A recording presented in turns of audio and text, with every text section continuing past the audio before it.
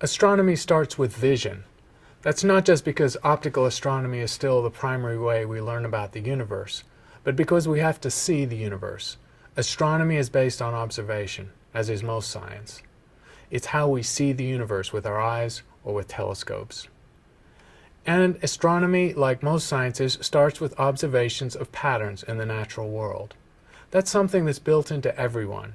Humans are built to recognize patterns, whether it was a way of avoiding predation when we were hunter-gatherers, or a way of identifying food sources with the changing seasons.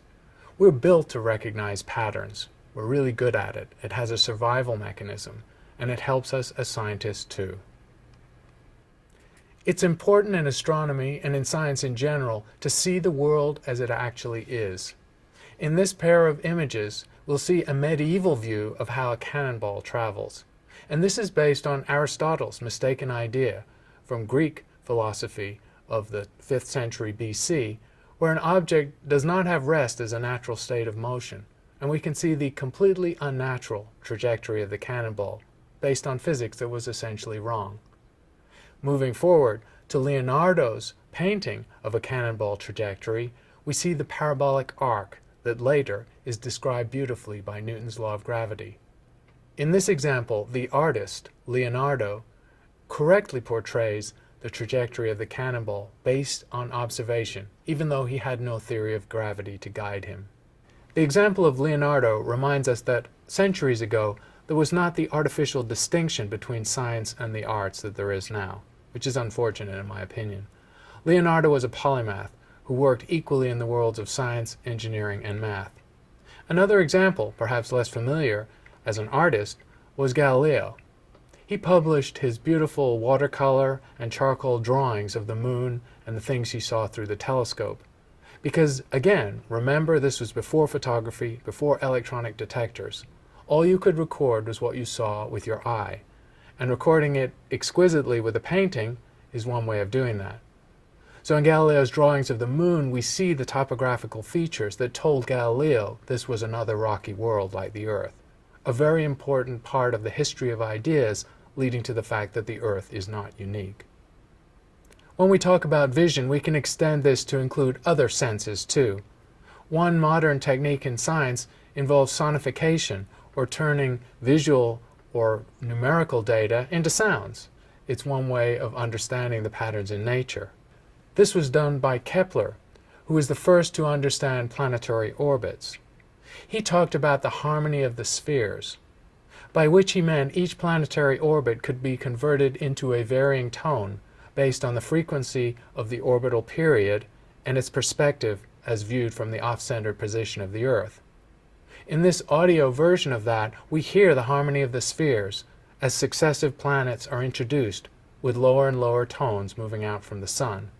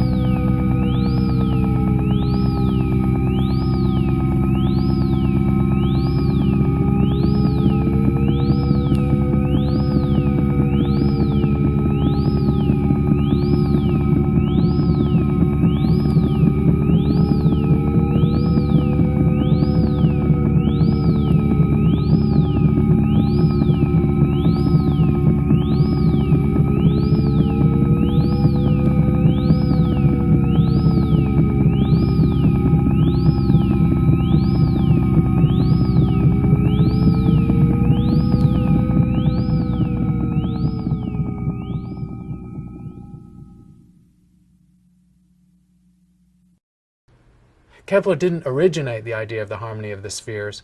It was an ancient Greek idea that came from Pythagoras.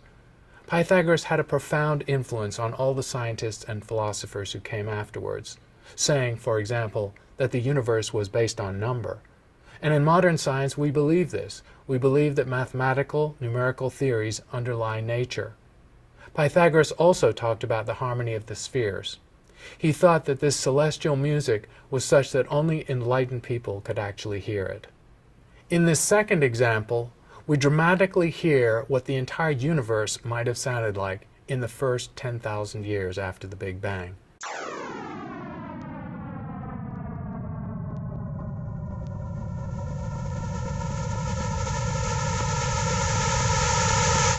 This is the sonification of the interactions of matter and radiation in the infant universe, when the temperature was thousands, perhaps millions of degrees. We hear the ringing of the universe as these oscillating waves and particles interact with each other. Remember, this is the precursor state to a vast and ancient universe that eventually would contain 100 billion galaxies.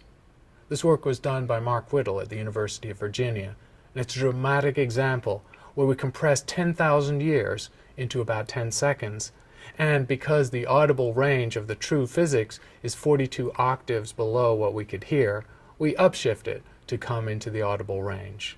Vision is how we learn about the universe. In astronomy, initially it was with the eyes, and then with telescopes and electronic detectors. Vision also extends to other senses and to other parts of the electromagnetic spectrum. Vision and this kind of data is how we learn about the universe.